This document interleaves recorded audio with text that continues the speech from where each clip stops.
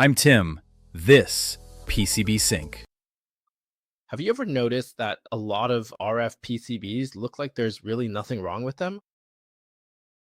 The SMA connector is placed properly, and the 50 ohm trace is pretty good too. The RF routing is also quite solid, but when you check with the EJV, it shows that the S11 is really bad. At this point, a lot of engineers will stare at that trace and think the width is wrong, the connector is wrong, or the matching is off. But the problem might not be the trace you can see.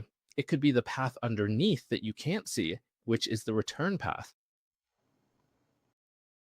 RF signals don't just travel alone along the trace. After the signal goes out, the current always has to come back. You can think of it like driving home. The RF trace is like the road you take to go out, and the return path is the road you take to come home. And if the return current has a bad path, it doesn't like it. The lowest and most comfortable route is like using GPS. If you can take the highway, you won't bother with winding mountain roads. Under normal circumstances, when the RF trace runs on the top layer, its return path is directly underneath it on the ground plane, following along just like a shadow. The top is like the highway you take out, and the bottom is the highway you take to go home.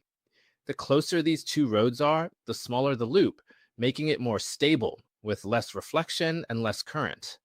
So the continuous ground plane beneath the RF trace isn't just for show. It's the highway for the return current to get home.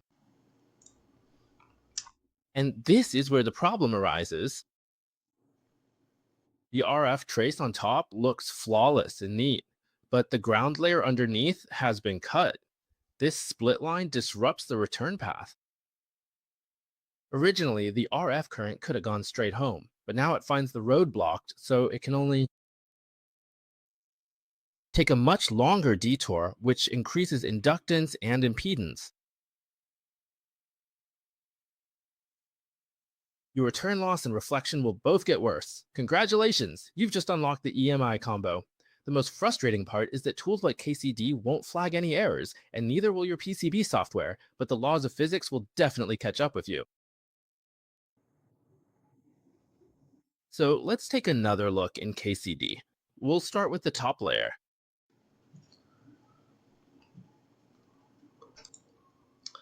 Here's the RF trace.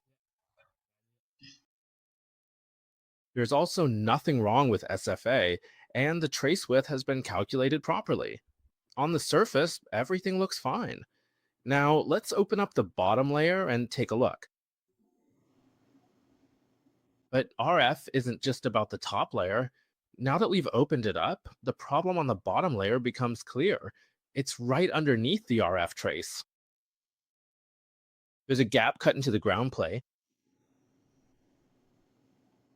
Notice that the trace above isn't broken, so the DRC won't report any errors, but the return path below has already been cut off. At this point, the current can only flow up to here.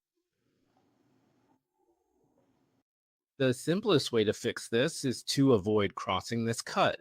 So let's delete the original trace first, then redraw a new one.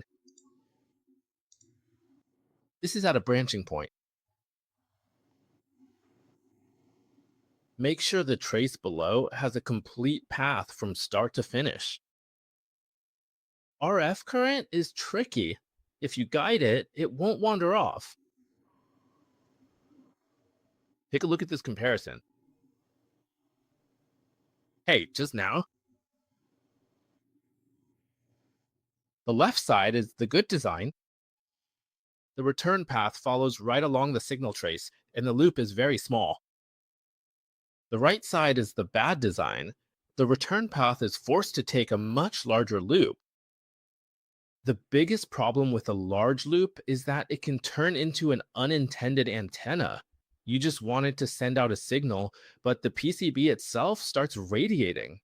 A lot of EMI issues actually come from not arranging the return path properly. Finally, remember this checklist.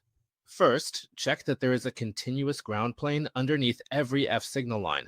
Second, make sure there is a continuous ground plane under every RF signal line. Third, do not cross over split points. Fourth, near connectors or transitions, make sure to add stitching vias. These vias are not just for decoration, they serve as bridges for the return current.